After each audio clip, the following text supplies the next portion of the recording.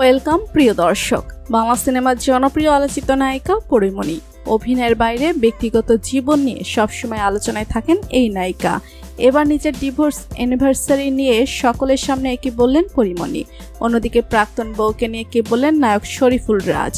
বন্ধুরা, পুরো খবরটি বিস্তারিত জানতে চ্যানেলটি সাবস্ক্রাইব করে ভিডিওটি না টেনে শেষ পর্যন্ত দেখতে থাকুন। ঢাকায় চলচ্চিত্রের লাস্ট সময়ে অভিনেত্রী পরিমণি ভালোবেসে বিয়ে করেন অভিনেতা শরীফুল রাজকে।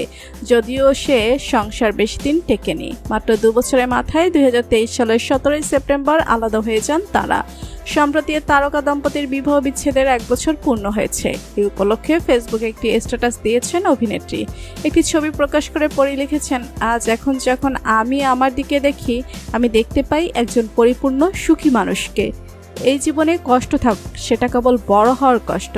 আমি সেই কষ্টটা আনন্দ নিয়েই করতে চাই, কিন্তু অন্যের ছেড়ে যাওয়ার কষ্ট পেতে দেব না আর নিজেকে।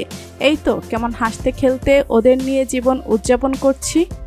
এরপর নিজের 2 সন্তানের কথা উল্লেখ করে চিত্রনায়িকা লিখেছেন, আমার মানিক জোর, একদিন আমরা সত্যি ওই আকাশ ছোঁব দেখিস। পরে 1 বছর আগে রাজের সঙ্গে বিচ্ছেদের ঘটনা উল্লেখ করে পরি আরও লিখেছেন, আজ থেকে 1 বছর আগে আমার জীবনে সে ভুল মানুষকে ছেড়ে দিয়েছিলাম। এক বুক হাহাকার, হতাশা আর বুকের মধ্যে চাপটে ধরেছিল আমার ছোট্ট বাচ্চা ছেলেটা। কিন্তু দেখো, আজ আমরা একটু একটু করে নিজেদের মতো ভালো থাকতে শিখে গেছি। আজ আর সেই ভুল মানুষের কোনো অস্তিত্ব নেই আমাদের কারো জীবনে, না সেটা আমার বা আমার ছেলের।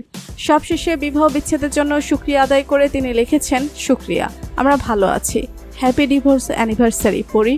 এদিকে পরিমণির এমন মন্তব্যের বিরোধিতা করে রাজ বলেন, কিছু কিছু মেয়ে দেখতে সুন্দর হলে কি হবে, তারা আসলে স্বামীর সংসার করার মতো মেয়ে নয়। দেখা যায় দিন শেষে তারাই একাকিত্বে ভোগে, শেষ বয়সে আফসোস করে, অথচ যৌবনে যে তাদেরই ভুল ছিল সেটা কেউ খোঁজ করে না। তাই সব মানুষের কথায় কান না দেওয়াই ভালো। তো প্রিয় দর্শক, রাজ এবং পরিমণির মধ্যে কাকে আপনার বেশি ভালো লাগে লিখে জানিয়ে দিন আমাদের কমেন্ট বক্সে। ভিডিওটি ভালো লাগলে একটা লাইক, কমেন্ট ও বন্ধুদের মাঝে শেয়ার করতে ভুলবেন না। আর আপনি যদি আমাদের চ্যানেলে নতুন হয়ে থাকেন তাহলে সাবস্ক্রাইব করে বেল আইকনটি বাজিয়ে দিন। ধন্যবাদ সবাইকে।